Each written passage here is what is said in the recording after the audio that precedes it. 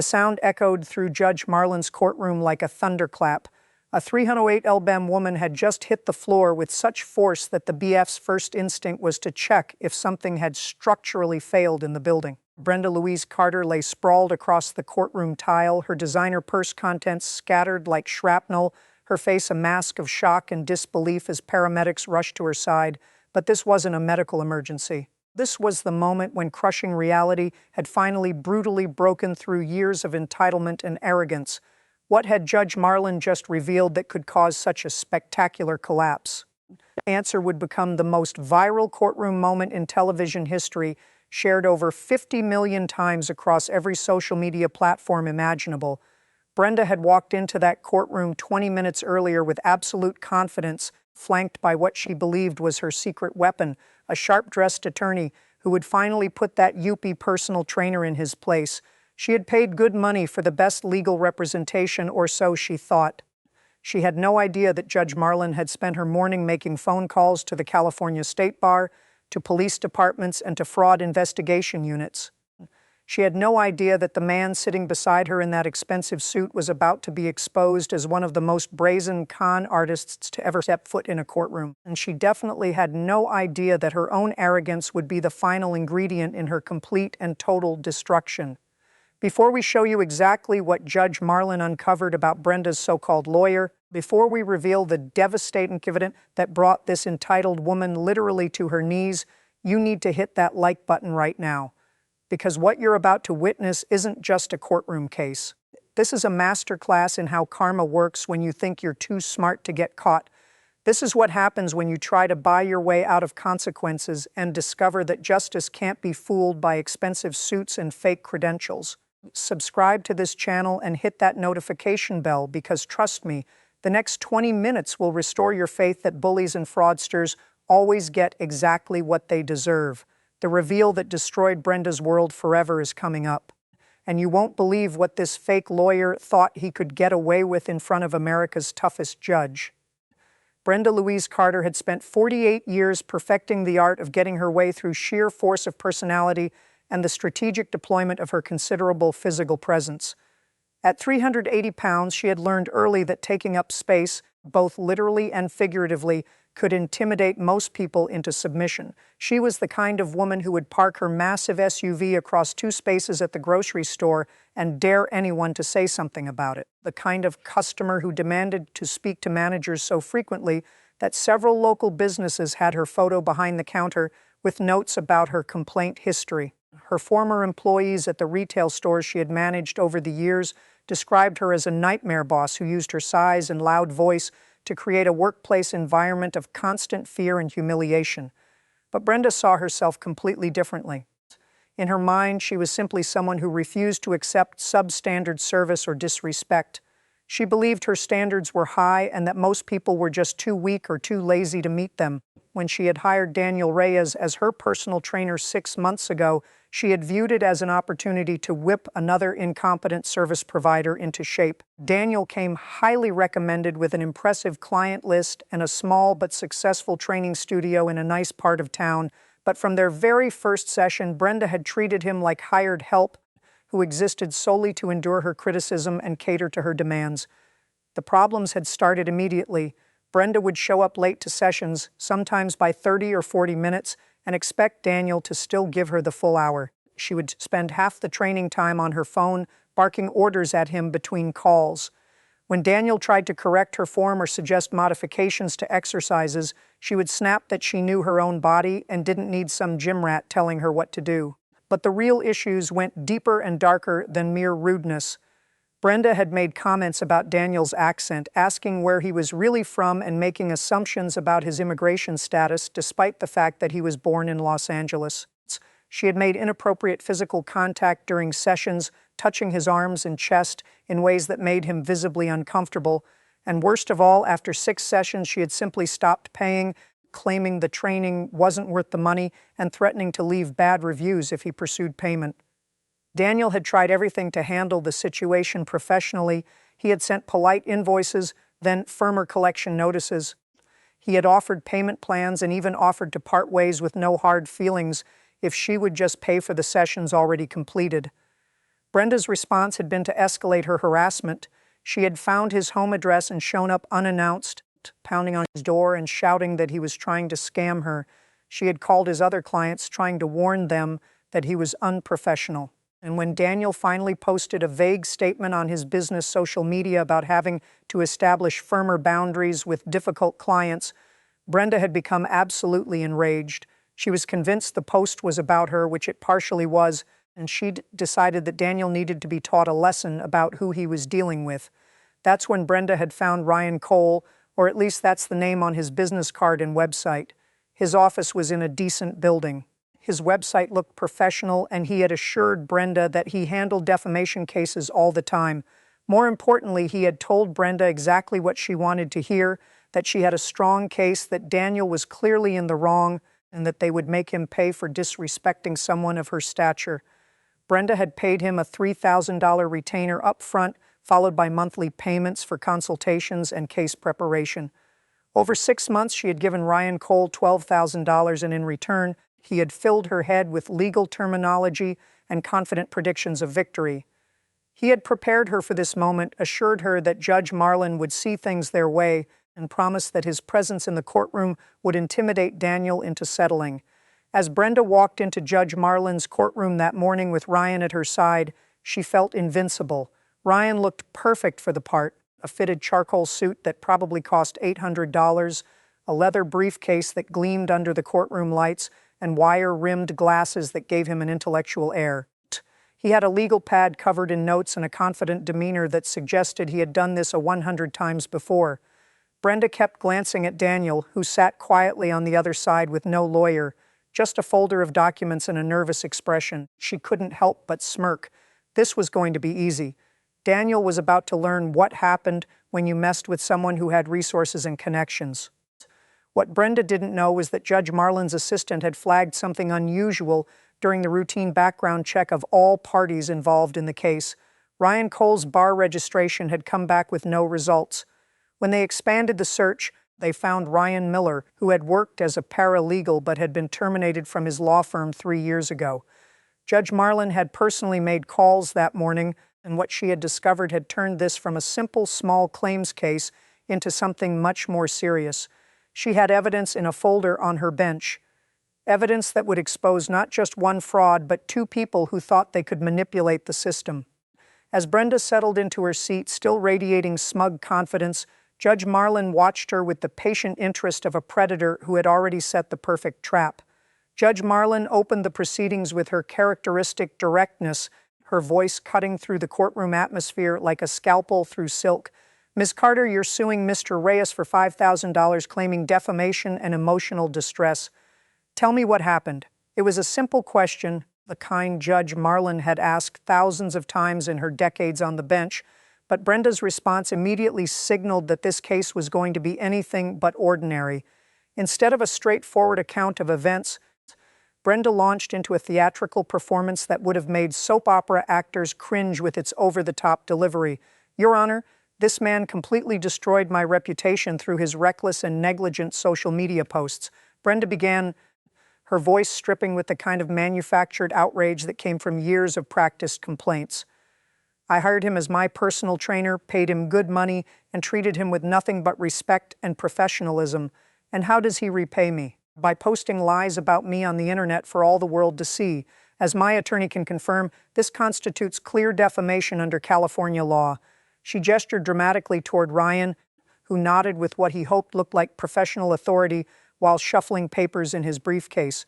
But Brenda couldn't stick to just the facts. She had to editorialize, had to add layers of condescension and superiority that revealed far more about her character than she intended.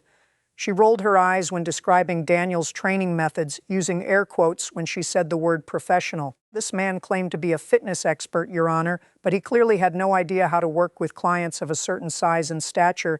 He was rude, he was dismissive, and frankly, he seemed more interested in looking at himself in the mirror than actually helping me achieve my fitness goals."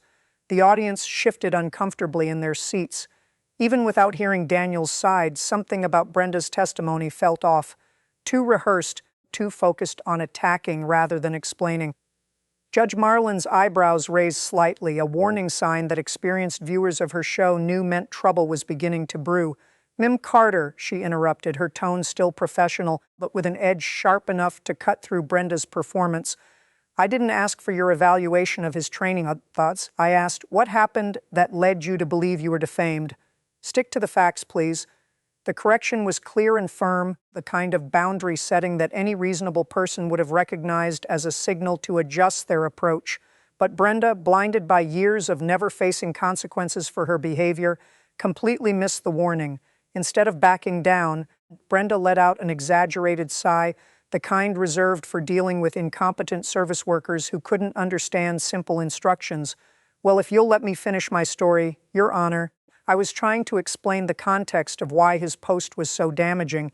You see, when someone like him, someone who doesn't exactly have a spotless reputation himself, posts about difficult clients, people automatically assume he's talking about me." The courtroom went absolutely silent. Even the camera operators seemed to freeze.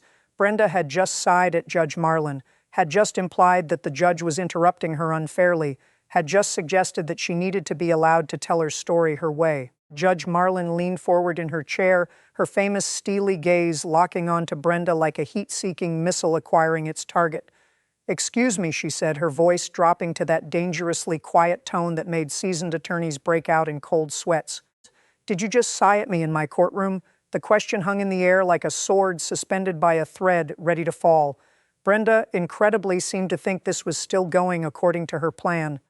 She had brought her lawyer specifically to handle moments like this, to back her up when judges tried to push her around. She glanced at Ryan, expecting support, and he gave her a small nod that she interpreted as encouragement to stand her ground. "I'm just trying to explain my case, Your Honor," Brenda said, her tone taking on a defensive edge. "My attorney and I have prepared extensive documentation about how Mr. Reyes's actions have caused me severe emotional distress and reputational harm. If we could just move forward with presenting our evidence, I think you'll see that this is a clear-cut case of defamation." She said it with the confidence of someone who had spent 6 months being told by her fake lawyer that she had an airtight case, that judges would see things her way, that her money and preparation made her untouchable. Judge Marlin made a note on her pad, her expression unreadable, then turned her attention to Daniel Reyes. "Mr. Reyes, tell me your version of events." Daniel sat up straighter, clearly nervous, but determined to tell his truth. "Your Honor, I trained Miss Carter for 6 weeks, a total of 6 sessions. From the very first session, she was disrespectful and inappropriate. She would show up extremely late, sometimes 40 minutes late, but still expect a full hour. She refused to follow basic instructions about form and safety, and she made comments about my background and appearance that made me very uncomfortable." His voice was quiet but steady, carrying the weight of someone who had endured months of harassment and was finally getting to speak his truth. "But the real problem, Your Honor, was that after 6 sessions, she refused to pay. I sent her invoices, offered payment plans, and tried everything to resolve it professionally. Instead, she escalated. She found my home address and showed up at my house, screaming at me in front of my neighbors. She called my other clients, trying to turn them against me. When I made a general post about needing to set boundaries with difficult clients, she assumed it was about her and decided to sue me." Daniel pulled out his phone, showing text message screenshots. "These are messages she sent me, Your Honor. Threats, insults, and accusations. I never mentioned her name in any public post. I never defamed her. I just wanted to be paid for my work and to be left alone." Brenda literally laughed during Daniel's testimony, a sharp, dismissive bark of derision that echoed through the courtroom. "Oh, please," she said loud enough for everyone to hear. "You should be grateful I even hired you in the first place. Do you know how many trainers would kill for clients who can actually afford to pay premium rates? The fact that you couldn't handle one strong-willed client says everything about your lack of professionalism." Judge Marlin's eyes narrowed further, watching Brenda dig her hole deeper with every word. "And as for showing up at your house, I was trying to resolve our dispute like an adult, instead of hiding behind lawyers like you're doing now." The irony of that statement, coming from a woman who had brought a lawyer to small claims court specifically to intimidate her opponent, was apparently lost on Brenda entirely. She sat back in her chair with her arms crossed, radiating smug satisfaction. This was going exactly as Ryan had promised it would. She was standing up for herself, showing this judge that she wasn't someone to be pushed around and making it clear that Daniel was a whiny, unprofessional victim who couldn't handle a client with standards. What Brenda failed to notice was the way Judge Marlin's attention had shifted to Ryan, the way those sharp eyes were now examining him with the intensity of a surgeon, looking for the exact point to make an incision. The trap was set, and Judge Marlin was about to spring it with devastating precision. Judge Marlin shifted her attention fully to Ryan Cole, or the man claiming to be Ryan Cole, and the temperature in the courtroom seemed to drop several degrees. Her expression remained neutral, but anyone who had watched her show for any length of time recognized the subtle shift in her posture, the slight tilt of her head, the way her fingers steepled in front of her. This was the moment before the storm, the calm that preceded absolute destruction. "Mr. Cole," she began, her voice carrying a deceptive gentleness that made what was coming even more terrifying, "I'd like to ask you a few questions about your representation of Miss Carter in this matter." Ryan shifted in his seat, straightening his tie with fingers that trembled almost imperceptibly. "Of course, Your Honor, I'm happy to answer any questions you might have."